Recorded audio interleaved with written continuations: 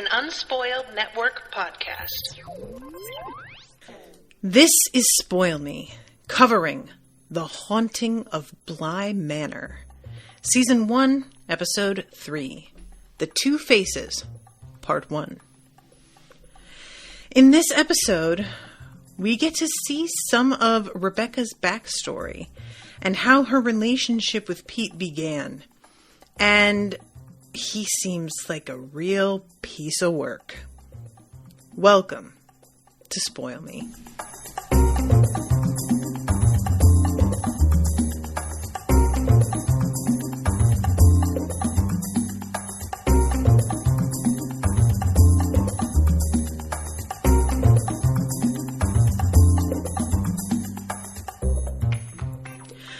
Welcome to the show, everyone. I am Natasha. Thank you very much to Ashleigh for commissioning this episode.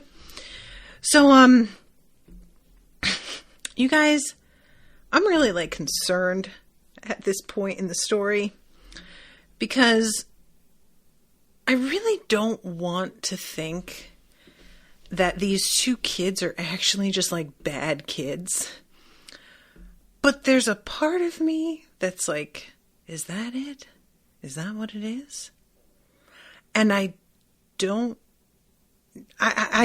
the reason that I don't want to think that is because it's a little bit easy, right? To just have the creepy kids that are bad and, doing terrible things. And it's just a bit simplistic. That said, the fact that I'm fighting against it so hard is probably sort of influencing the way I watch the show. And I don't know if that's a good thing or not. Should I just sort of pull back from having a sort of way that I want the story to go and just let it happen? I don't know. But I wanted to say that at the outset because the whole story time thing this episode is real weird. And it's notably, again, Miles in particular, who takes shit to a dark place. I don't know what to make of this guy.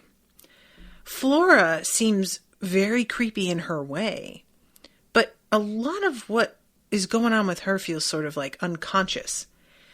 Miles feels purposefully so, and I can't tell if it's because there's something going on with him, if it's because he just wants to scare people, or if somebody else is sort of taking him over, or if there's just an influence in his life. And that influence could very well be just Peter in a normal human way, because when I say influence, in a context of a show like this, it's really easy to hear that and think that I'm just talking about possession or, a voice whispering in his ear. But it could just be a lot more straightforward than that, where it's actually he just grew up with Pete around and internalized a lot of what this guy said and how he operated. And I mean, we see a scene where Pete's talking to him about keys and finding people's keys. And it doesn't feel like an accident that we have heard Miles refer to that specifically. And then we find out now where he got that. It feels like we are being told this man had a lingering impression on him and informed the way that he sees the world and chooses to interact with people in a very material way. And that's likely partially because he doesn't have a father figure in his life right now. His uncle is just MIA. His father's dead. The only person that he has is Owen. And Owen's, not around them. He doesn't even live in the house. So I mean, it makes sense, especially as a kid. Children have, at once, they have an uncanny ability to sort of see through bullshit here and there and really be able to tell if somebody's not a great person. At the same time, kids tend to value the wrong things because when you watch a lot of cartoons, especially, that sort of informs the things that you see as cool, markers of success, markers of somebody being really powerful or influential, somebody that you want to emulate. And Peter really could easily be seen as super cool by a young boy, because he obviously comes across as super cool to an older, full-grown woman. So there's no reason a kid wouldn't be similarly snowed by this act. So yeah, the children are like my real primary concern in this show right now, because I think the fact that there are the muddy footprints, even when Rebecca was the nanny here, the au pair, that points to me that there has been some shit going on. And I didn't expect that.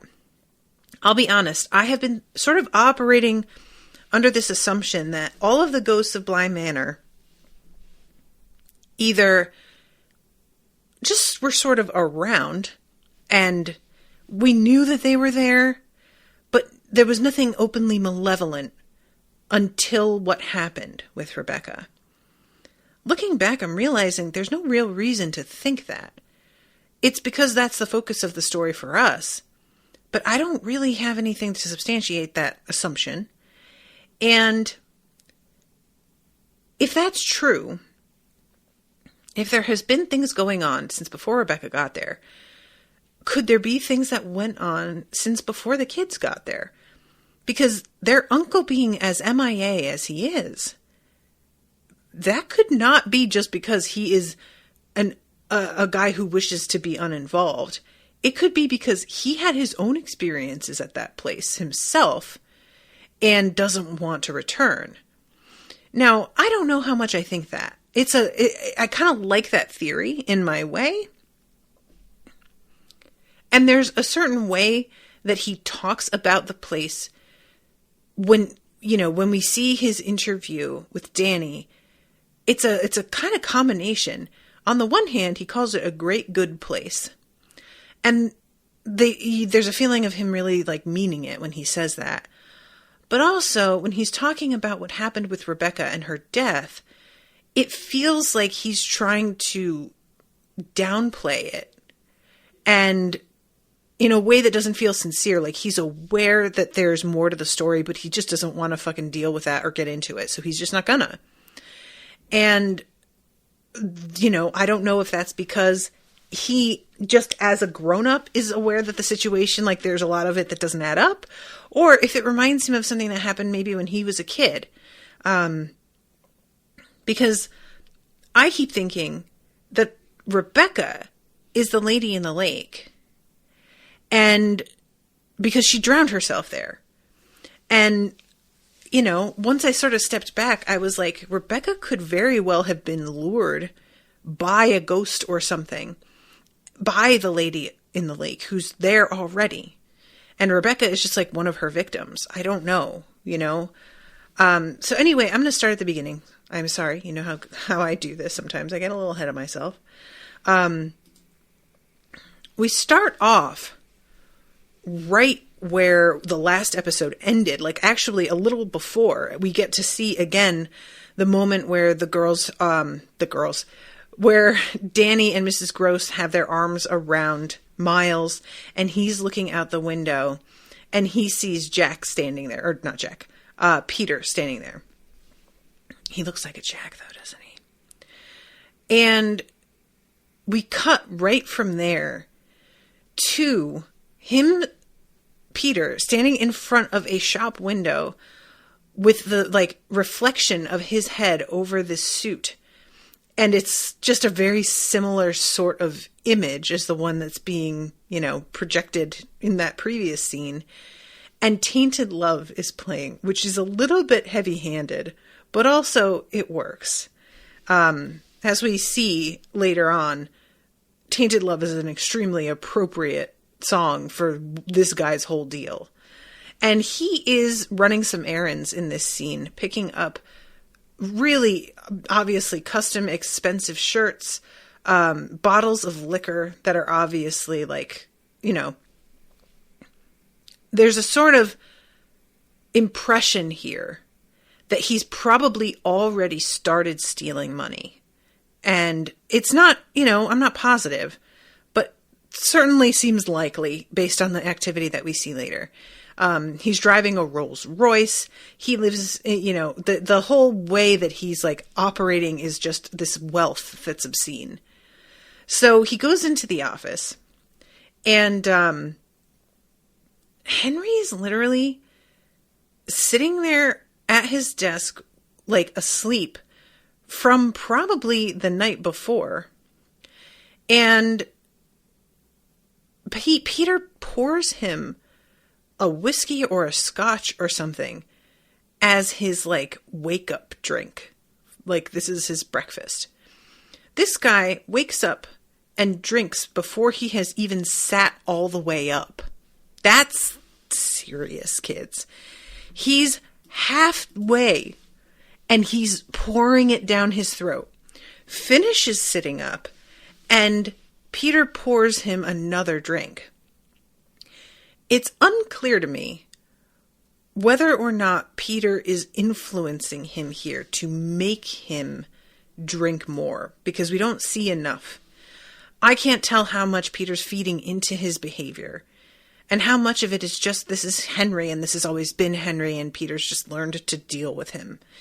Because we know, as we see throughout this episode, Peter is a manipulator. That's his whole thing. So I would not be at all surprised to find out Henry didn't really operate like this before Peter showed up, and he's suddenly taken a turn for the worse, and it's very weird. I don't understand what's gotten into him. That kind of thing could be going on. I'm sorry, I didn't see Ashleigh commented. I think Rebecca's probably my favorite character. I'm glad you finally got to meet her. Yeah, I'm really excited about Rebecca because they have given her a distinctive desire and personality that I wasn't expecting. So many women characters like this can be interchangeable with others, and it doesn't feel like there's any distinctive, like I sort of thought she was going to be similar to Danny, except that we do hear when we have Mrs. Gross and, what is the gardener's name? Is it Jamie? Watching the kids. And I think it's, Jamie says something about how Rebecca was like too soft with them. And so I guess we already know that there are some differences between them, but I just didn't expect to connect with her as a full person as well as I did pretty quickly. So he goes out into the lobby and he sees Miss Jessel, who is honestly so pretty, like distractingly pretty. And he points out that she has a stain on her blouse, and she pulls her braid over one side of her shoulder to cover it. And he tells her his boss is still definitely going to notice it, and she doesn't seem to care. And when he does inevitably point it out, she basically is like, you want me to watch over a couple of kids. I'm not really going to be worried about a blouse, and you don't want me to be. Like, that's not the kind of person you need watching children. And when she first comes in, she points out that she has read about his victory in the Baker case. And that's the first clue that we have that this is not, this like job that she's applying for here is not her actual goal. And I was I knew who she was, but I also sort of like, once she said this here, I thought, oh, maybe this interview isn't for the au pair position. Maybe she winds up there like in another way. But no, she's just sort of planting it in his head that this is something that she knows about, keeps track of, etc. And he begins to look over her overall resume and is really impressed with her credentials. And there are a number of things about her education that stand out. Now, there's a weird moment here where he hands over the resume to Peter, says, I don't have my reading glasses. Is he saying that because he's super drunk and he like too drunk to even read? Is that what's going on? It's just a weird moment because, again, it feels like he's handing over the reins entirely. And that feels like what Peter wants him to do. So the Peter winds up sort of running the entire fucking interview here. And it's really clear that he's the guy that's sort of in charge. Henry has the name, but he doesn't seem to be fully functioning. And she sort of puts that down as they chat later to the fact that he's going through some shit. But I'm not entirely certain that's all that it is. If later on, Henry says something to Peter about the fact that you called it a nanny job, and Peter's like, oh, did I? Well, I just misspoke. And he's like, yeah, you don't do that. So that was definitely on purpose. What was that? And it feels like he's trying to put her in a defensive position to get a little bit more insight, like by seeing what she says, into what it is that she wants, which is part of, I think, his whole thing with finding people's keys. Now I'm gonna say something here, guys. And I recognize that this isn't going to be super helpful, but Peter can get it. Oh my good God. This dude is fine as hell.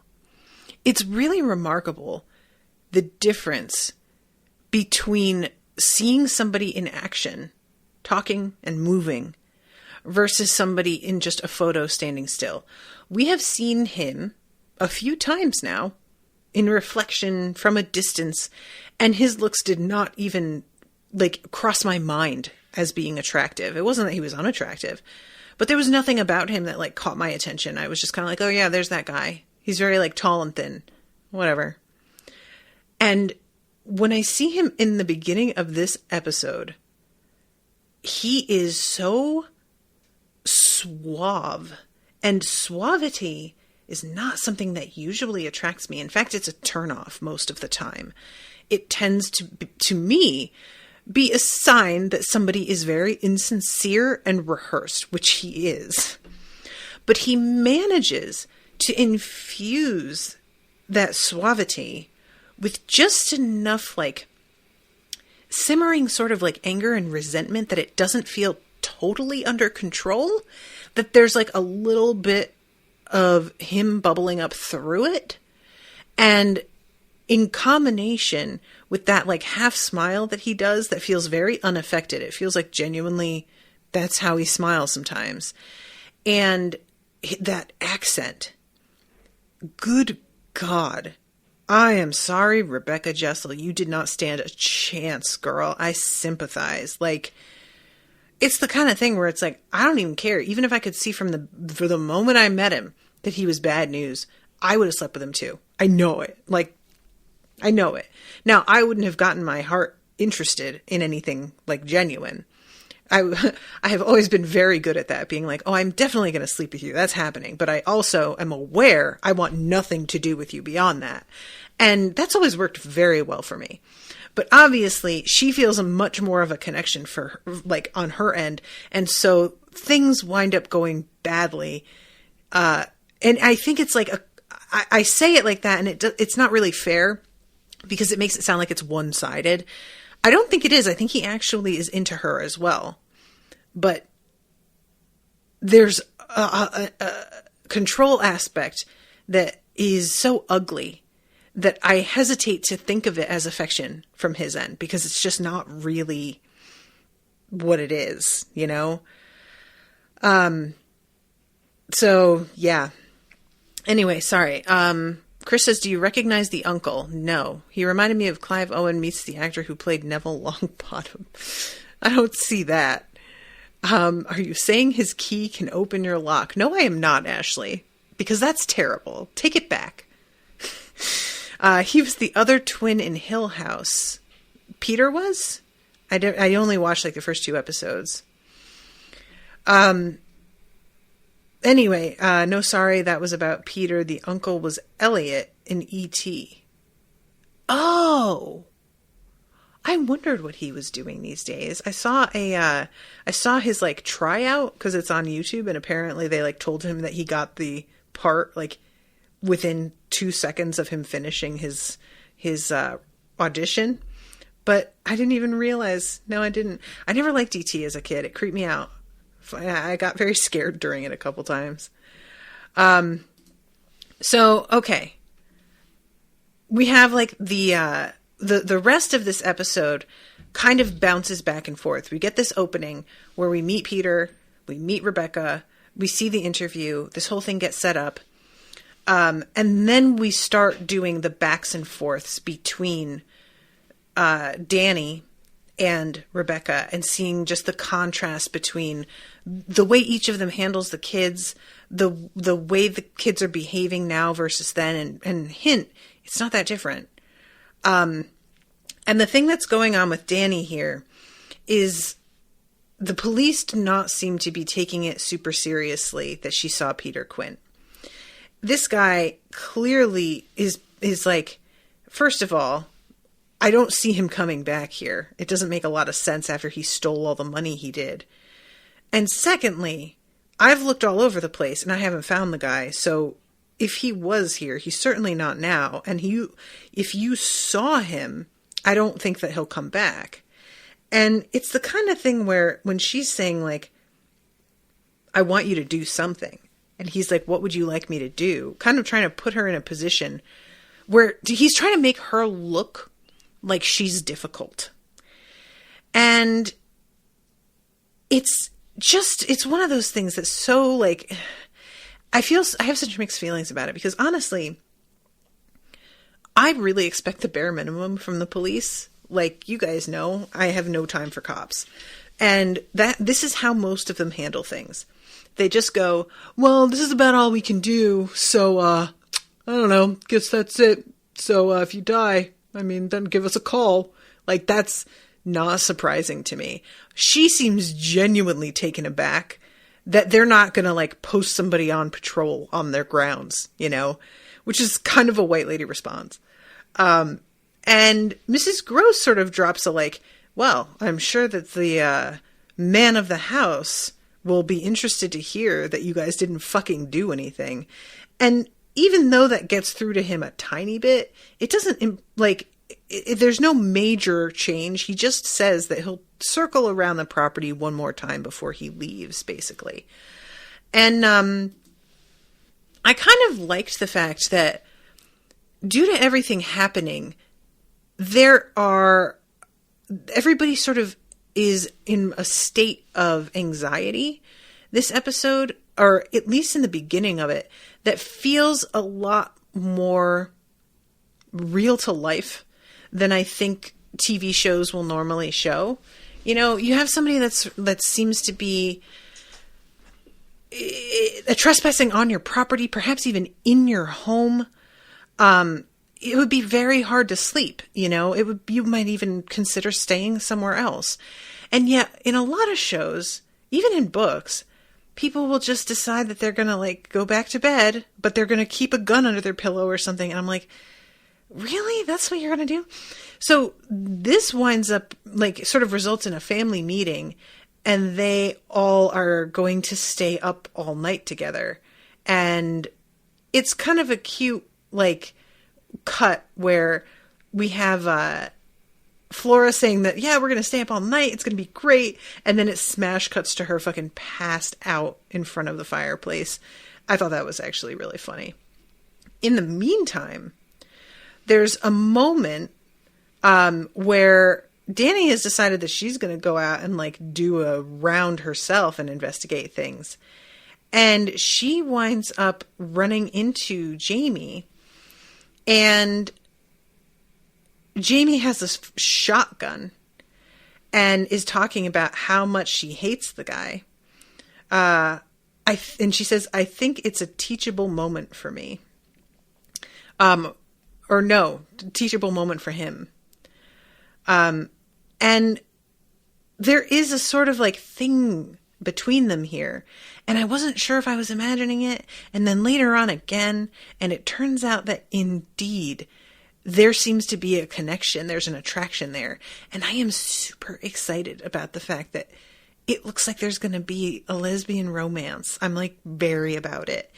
I have recently come to realize that, like, straight romances bore the shit out of me these days, but you give me a queer romance and I'm so much more excited about it. I'm just, I don't know. It's funny.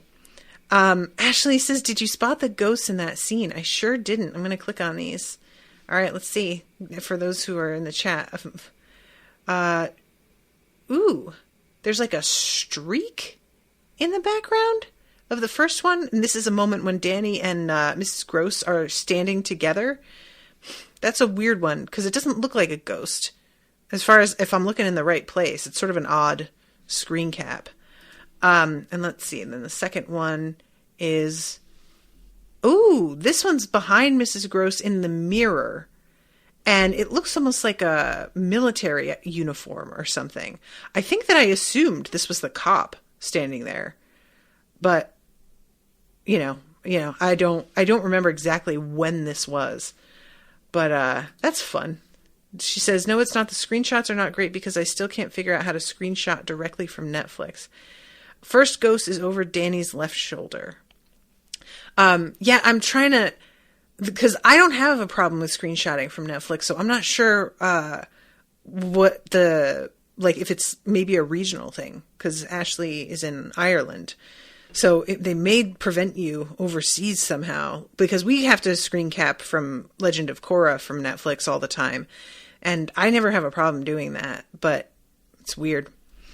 I was having trouble too, because this is shot so dark. And I watch these episodes in the daytime, and it can be hard to see. So I'm not surprised that I'm missing them. I've been trying to keep an eye out, but it's really tough. When I try to screenshot, the picture comes out as just plain black. Well, I'm screenshotting from desktop when I do that. I haven't tried it from my phone. I don't know if that's the thing. Anyway, okay, so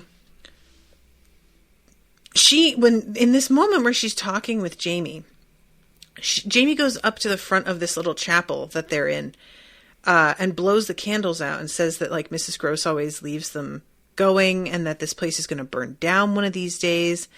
And there's a real, like, sense to this that is going to be a thing, because later on, Peter has the lighter and he says something to Miles, like, don't burn the house down. And I don't know if it's, like, of any significance at all, but it just feels like that's something that's coming. Like, they're laying the groundwork for that a little bit. So when everybody goes back to the kitchen and they're talking about, like, staying up all night. I should mention here that everybody has, like, either cups of tea or cups of cocoa or something. And everybody is drinking their tea, eating cookies.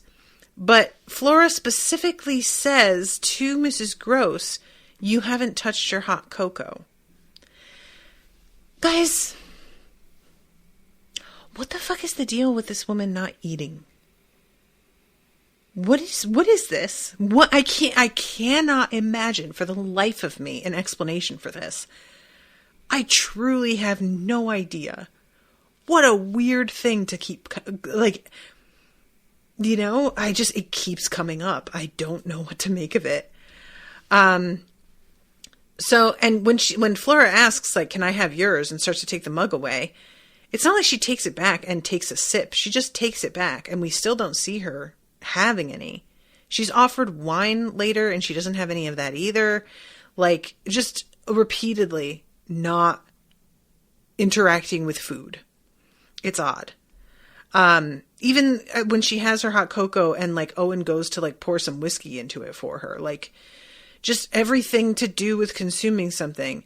There's almost a sense of, what's the word? Like, that feel, at one point Jamie goes and takes her cup from her. I'd forgotten that. And she doesn't stop Jamie from doing that. But they sit around and they talk about their theories as to why Peter Quint could still be calling. And because they think that he's behind the prank calls. And they're wondering, like, maybe that's part of why he showed up at the house, was that he kept calling. And maybe he doesn't know that Becca is dead at all. And he is trying to get her to pick up the phone by calling and hanging up and calling and hanging up. And when she has never answered, he started to get worried and showed up to see what was going on with her. And at one point, Danny says something like, it doesn't make sense. He didn't care enough about her to take her with him when he left. Why would he be worried about her not answering the phone and come back again? Which, fair. I don't think that this guy is still alive. The way that we have seen him in and out and about the place feels to me like he's dead and a ghost.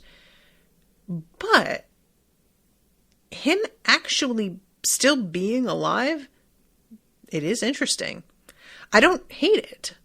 I wouldn't be mad about it if it turned out that he wasn't dead. I just need to, that needs to be justified somehow. Ashleigh says she does eat the cake batter.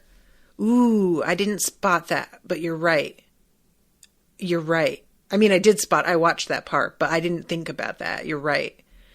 It's weird, man. I don't know, maybe that's just supposed to be a character thing, that she's really rigid, and so she doesn't really, partake in that aspect. And it's also particularly interesting to me because there seems to be a specific affection between her and Owen. There's a flirtation, or just, like I said, an affection. It's hard for me to tell if it's romantic or not. It's easy to read it as romantic, but I'm not sure that's it. And he's the cook. So the fact that she doesn't interact with the food often when he's the cook and he's the one that she seems to have the strongest sort of relationship with is also kind of weird to me, One would think that she would particularly pay attention to the food because he was involved in making it and she seems to care so much about him. But that might just be how I operate. What do I know? And when Owen says maybe he just doesn't even know she's dead, everybody sort of stops and seems to realize, yeah, that actually might be true. This, Rebecca killing herself, it wasn't exactly a big story that he would have heard about wherever he's at. So maybe he's just hoping she'll pick up and, is wondering what the hell happened to her. And we see this moment a little bit later with Jamie and Danny, and they're looking at a photo of the two of them together, which we see the moment when he takes that photo later.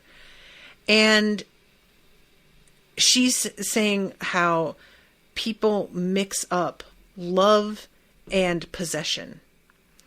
And it's a really, I really enjoy that because of the multiple layers of meaning behind, possession.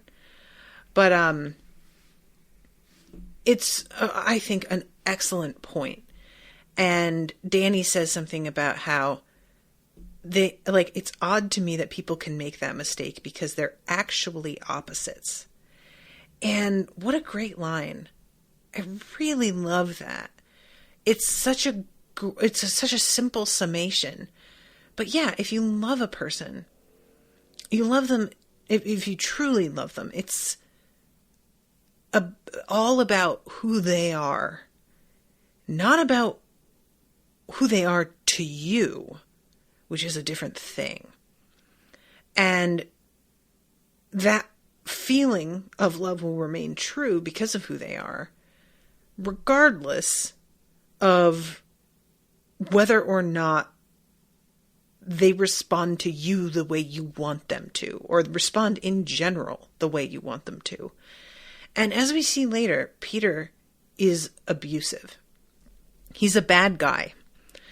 It escalates pretty quickly, to be honest, and I mean that in terms of the abuse escalates quickly, but also his relationship with Rebecca escalates quickly. There's clearly something between the two of them. And yet he doesn't approach it head on.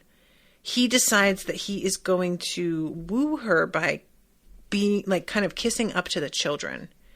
And I think that he sees that she in particular is growing close to Flora. So he tends to sort of take Flora's side here and there in an effort to make her happy, I think. Her being Rebecca. So he brings in flowers and does this whole, like, only a truly beautiful woman should have these, and then gives them to Flora. And this is when Miles sort of gets angry, actually, and says something about how, why do women care about flowers anyway? Who cares? And this is when he gives his keys speech. And we saw Miles giving her flowers, and the really formal way that he dealt with her and how adult it felt when he spoke to her and, like, smoothed her hair behind her ear. And it's, you know, it could be either that he's, like, literally being possessed by the ghost of Peter, or it could be that he just watched Peter and emulated him a lot and doesn't know or understand that dealing with your au pair in the same way that an adult man dealt with a grown woman is not appropriate, you know? But he has this, like, whole bouquet that he gives to Flora that's white, and then there's one red rose in it. And sort of, like, nudges her into sharing, and she gives the red one to Rebecca. And we see later, like, the two of them together in vases. And he seems very satisfied when he sees that the red one is in its own little vase. Like, that, I think, for him is a mark in the win column, because he's trying to get in with her somehow.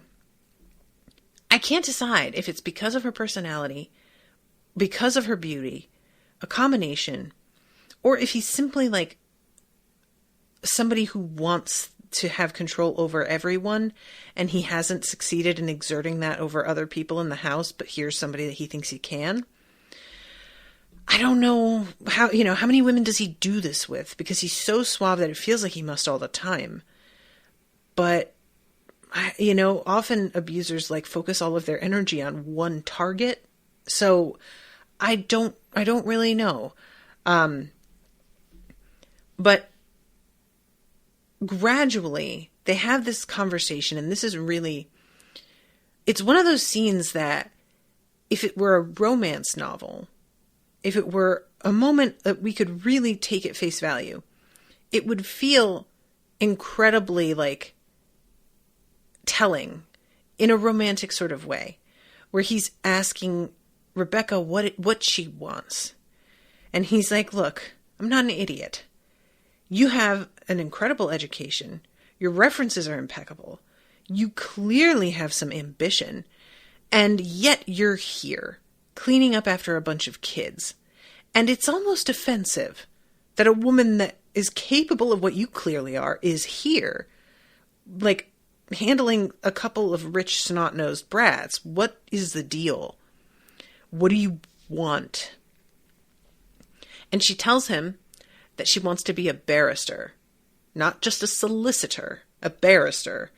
And all of her friends who are women who tried to get ahead and, you know, get basically the equivalent of, like, internships, they were faced with such a litany of older, more powerful men trying to reach up their skirts that they all quit because they were sick and tired of being just taken not seriously at all. It was like you had to sleep with somebody in order to play the game.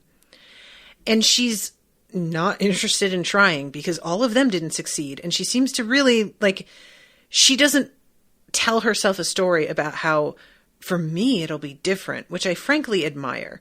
It's so easy to pretend that with you it would be different. And then when it's not, it's so disappointing and disillusioning. It's better to, like, listen to what women are telling you. Listen to what your friends have shared with you about their experience and use that information to avoid that happening to you if you can. So she's decided what she's going to do is sort of, like, get on the inside with Henry by caring for these kids. And then when some shit begins to open up and these kids are maybe slightly older and it's time for her to move on, he will recognize that she was extremely good at this job. She has qualifications and he already knows her, and he might give her an opportunity over somebody else. And it's networking. That's basically what she's doing.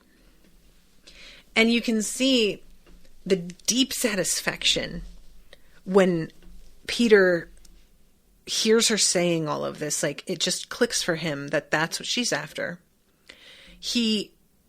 I think it's a combination of like, I'm really glad that I got you to tell me, because that feels like a win. And also, I was wondering whether to waste my time on you, and you seem worth it because you are ambitious and you are intelligent, and that's what I am interested in. And when I say that's what he's interested in, I do not mean I want a smart woman. There was a quote that I saw the other day, and I wish I could remember. I think it was from Trevor Noah's Born a Slave. And he was talking about how independent, strong women are treated by men as like ornamental birds. They are drawn to independent, strong women who are ambitious and successful. But their immediate urge is to clip their wings and put them in a cage. And so those are the women that they like appear to go after. But when it comes down to how they live, that is not who they want in their wives. They want a woman who has those qualities, but is willing to give up everything for them and to have a family. And that is sort of seen as their victory, is convincing a woman to stop going after things for herself and give up her ambitions. And that's like the sort of goal. And it made a lot of sense to me. All of a sudden, a bunch of things began to click into place. Because it's so true. There's a whole, like women, there's a certain type of woman that really does draw men. And then you get past a certain point in a relationship, and suddenly the things the things about you that seem to draw them are suddenly what threatens them. And it's very confusing. And yeah, that feels like the way that Peter operates. He likes the concept of a smart, ambitious woman, but that's because he sees her as a challenge, not because he likes that as a person. So eventually, they have that whole talk, and it ends with him saying, "I see you, Rebecca. I see you," which is what all of us want, to be seen, for somebody to really get it. And that's a very appealing line. I could see that working on a lot of women after having a conversation like this. And he commiserates a little bit later by saying, like, because of where he's from, he's not part of the fucking club. And I'm certain that that's probably partially true, because there's a whole thing in Britain with, like, the way that certain areas are looked down upon that is baffling to me, because you're all white. Who cares? But evidently people care. At the same time, I have no doubt that he's playing that up so as to, elicit some sympathy and try and act like, well, I sort of get it, And eventually, he orchestrates a little thing where he winds up having to be overnight at the house for a few nights in a row, and the two of them end up sleeping together. And we get our first moment of just red flag. She gets up in the morning. She has to go because she's behind. He's in the bed, and he wants her to stay. They're joking around about how she really has to go, and she's sort of teasing him. And he grabs her arm really hard and says, "Get back in the bed. Please." It's like he realizes he took it too hard too fast, and so he adds this sort of like please and softens his expression really quickly to mitigate the damage he may have just done. And it seems to work. She has a look of alarm for a second, but him looking like almost apologetic a second later is enough for her to sort of shrug it off. And then there's the scene with the batter. This is wild. So he's baking a cake. Owen's baking a cake. And he's making all of these batter puns. And honestly, it's the worst. I love him. He's great. Oh my God, so annoying. At one point, Jamie says something about how all of the women in town are mad for him and he doesn't even know it, which just makes it worse. And she says this while asking, like, Danny if she's jealous that Mrs. Gross's head is on his shoulder because she fell asleep that way. She wakes up and is sort of apologetic. And Owen's just like, it's fine. Go ahead. Go back to sleep. And she does.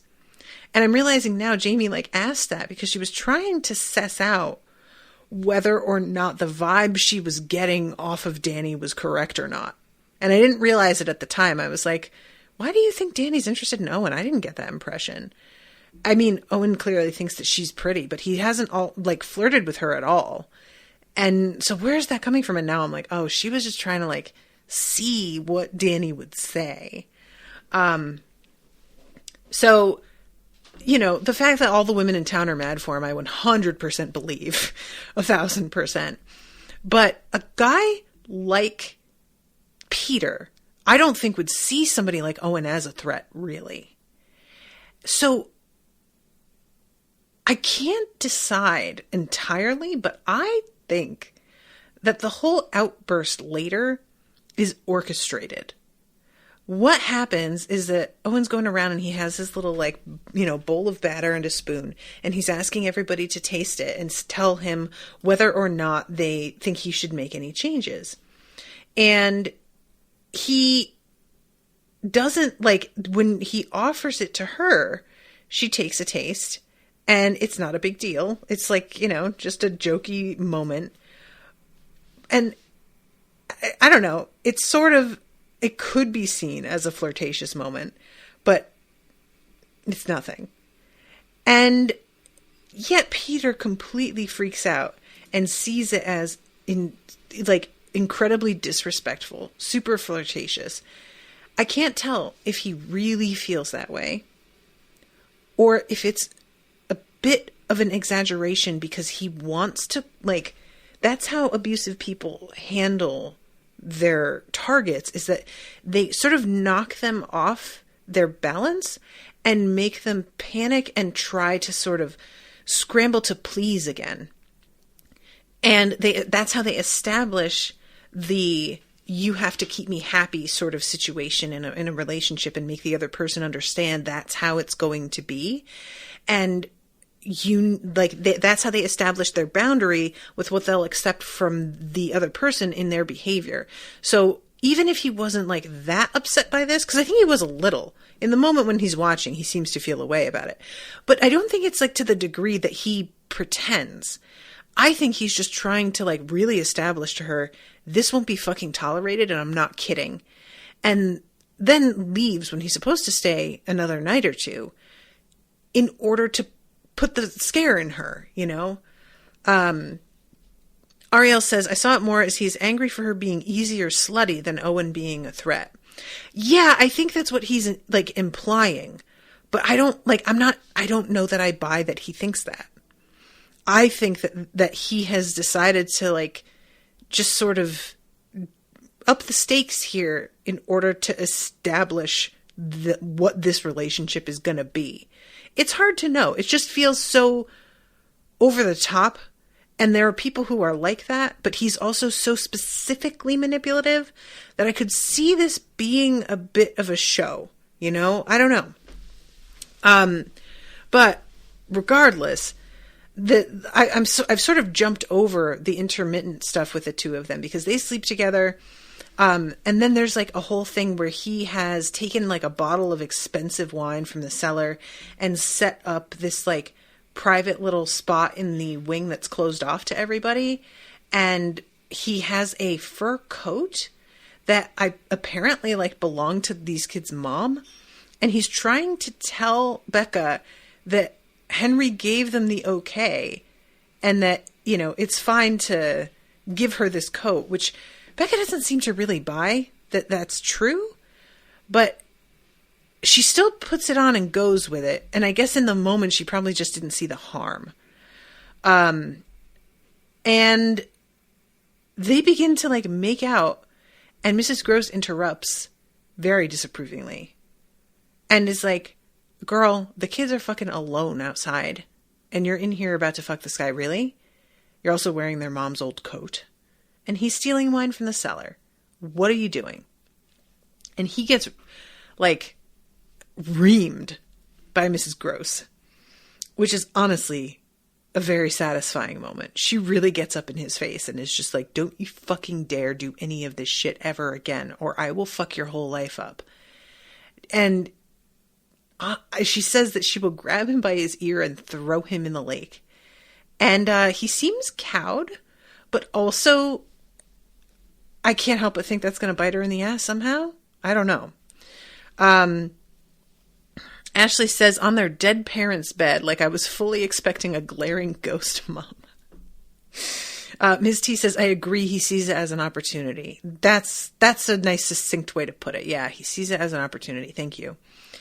And yeah, that scene, it's just, again, him sort of pushing her boundaries. She wants to, like, do a good job. And that is because that ties in with her overall ambition. And he knows that. And he's trying to see how much of her overall ambition she is willing to jeopardize to be with him. That's what this feels like to me. It's a very simple 1-to-1 ratio. You want this. You also want me. How much do you want me? Let's find out. Just for fun. Just because he's bored. Or, you know, like, that's just how he gets his kicks. So, you know, this whole thing with him, it's just awful to watch because you know how badly this is going to go. Like, the whole thing with the two of them is doomed. And so the fact that they do have this intense chemistry together feels so much sadder. And there's like an inevitability to it. And I just feel like it's just hard to watch. And this is how life can be sometimes. You know, life can be like you're on the outside and you're seeing a thing unfold and you fucking know how this is going to go. And yet there's not a thing you can do to stop it, you know? So let's jump ahead here. I don't have that much time left to story time. And story time is preceded by a sort of weird thing with Flora where she is... Oh yeah, Ashleigh's bringing this up. She is gone in the morning when Danny goes to wake the two of them up. Miles is already awake and he's just sort of waiting. And he's being real weird again with like, can we have a picnic? It's a lovely day. When we find Flora, we should go and make a basket. And she's like, when we find Flora. And they go out and they see Flora just standing on the edge of the lake. And we see that it looks like apparently Rebecca is standing like on the edge of the lake. But Danny is just staring at her. And when for some reason Danny like tries to pick her up and get her to come back in, she just starts screaming, no, no, no. And I don't know why. Like, what is it? What does she want to stay for? What is that going to accomplish? And she like is very under the weather for a lot of the rest of the day, to the point where they call a doctor and they're concerned about her. But then she shows up like in costume with her face painted and seems totally fine. And nobody like seems fazed by it except for Danny. Everybody's like, yeah, this is how they are. They go through these like weird moods and then they're fine. And like, who knows?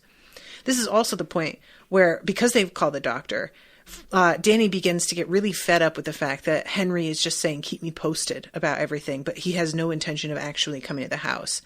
And Mrs. Gross is just basically like, yeah, that sounds right. That's how he acts. So when they do this like storytelling thing, Ashleigh says, we kind of skipped over Flora going missing, but this is a ghost that was hanging around when Danny went downstairs. Oh God, that one in the background. No, me no likey. It's so easy to miss, man. I hate it. This story time is so weird.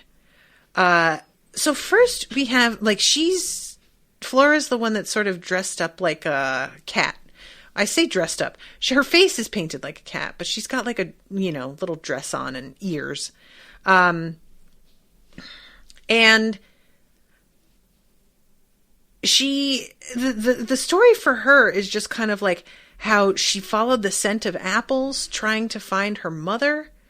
And she says like her name is Tails, and that she unspun this like roll of yarn and then wrapped herself up in the yarn. And what is it that she says? I wrapped myself tight. It was warm. It was right. In fact, don't react like my strange little friend did. Because once it was done, it was perfectly splendid. And she says, purr. And by the way, Rebecca's the person that she seemed to get perfectly splendid from. So then we have Miles doing Poppet the puppet, which is interesting considering that I've been wondering if he's possessed. And he's talking about this guy who I can't remember his name that he uses, like Caleb or something like that. And he talks about how this guy made a bunch of puppets, and the puppets like eventually began to forget about the person who made them. And Claude, that's his name. Claude went away on a journey one day and left the puppets at home. And as time went on, they began to realize, they forgot that they had strings. They forgot that they were puppets. And when he came back and said that he made them, they laughed at him. And so he pulled their strings, and it hurt. It's a really weird bit.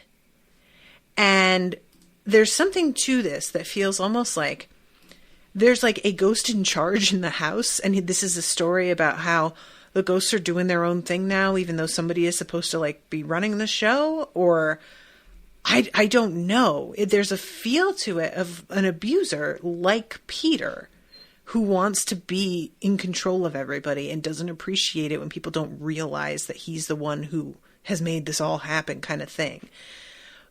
But when he says he pulled all their strings and it hurt, the minute that he says that, and he gets very emotional here in a way that feels serious, and they all sense it. It's not just Danny who is reacting strongly. Everybody is like uncomfortable.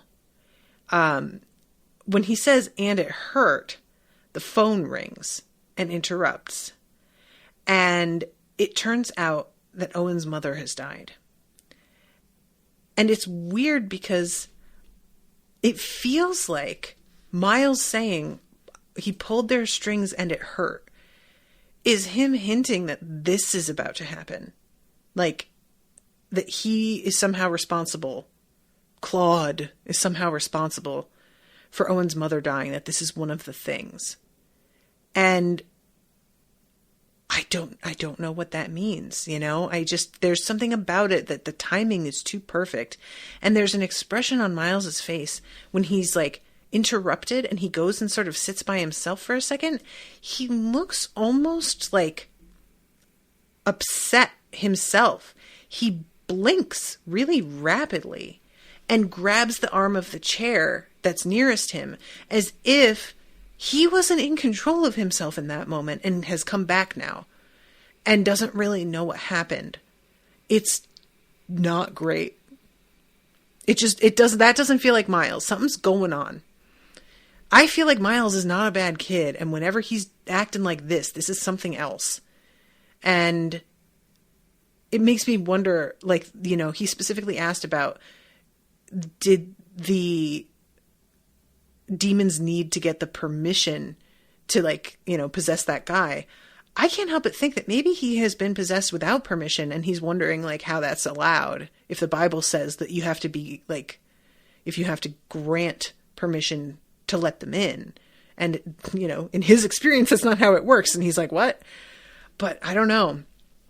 There's just something, especially when he starts to get into the monologue about how, like, some of them were happy and some of them were sad and laughed and whatever, he stops for a moment and sort of pauses in a way that feels like that thing is now here and it wasn't a moment ago.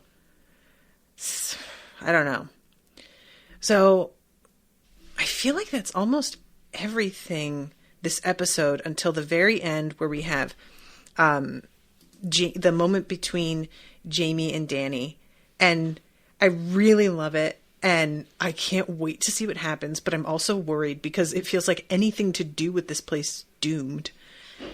And then we have something new happen, where when Jamie gets in the car and drives away, Danny's standing there by herself for a moment, and then she turns around, and the ghost that she normally only sees behind her is standing there with its weird fucking eyes, glasses. And this is the first time we've ever seen it standing, like, you know, basically freestyle. And her reaction to it is very strong. Like, whenever she sees it as a reflection, it tends to just be kind of like this fucking thing, but she's used to it. But her reaction here is much stronger. And it's weird. His glasses almost look like moons. Like there's clouds going over the moon. I don't know. It's a weird effect. And all of a sudden he gets like yanked backward. And she screams, and that's the end of the episode. Oh, and I should mention that we saw a scene a little bit earlier where she's like alone in bed and it looks like she's having sort of a panic attack reaction. I can't remember if she sees him then and that's what causes it. It's a really brief moment. And I just like, this actress is so good at doing the sort of panic attack thing. This feeling of just completely losing it, you know? Oh my God, that's right. She turns around and she sees a hand reaching for her that's shaking and like covered in cuts. That's what it is. I forgot about this. And I'm realizing now the glasses of the guy that it almost looked like headlights. And this cut up hand looks like when glass breaks. So I'm wondering if there was like a car accident thing. And that's what the trauma is about. That like somebody got hurt in a car accident and she was there and couldn't save them or something like that. But yeah. Anyway, so yeah, guys, I really do like this show, but it is super spooky. I am a giant wimp. Sorry. It's just who I am. But thank you very much to Ashleigh for commissioning this. Oh, and Ashley's telling me all this in the chat. Sorry, Ashleigh. I'm like on the page with the show streaming to check on things. So sometimes I miss the comments, but I appreciate you. All right, guys. Well, let me see. When's the next one? On February 2nd, Tuesday. Yay. I get to watch it again real quick. I'm very excited. Thank you guys so much. And I hope you've been enjoying the coverage. And until next time, toodaloo, motherfuckers.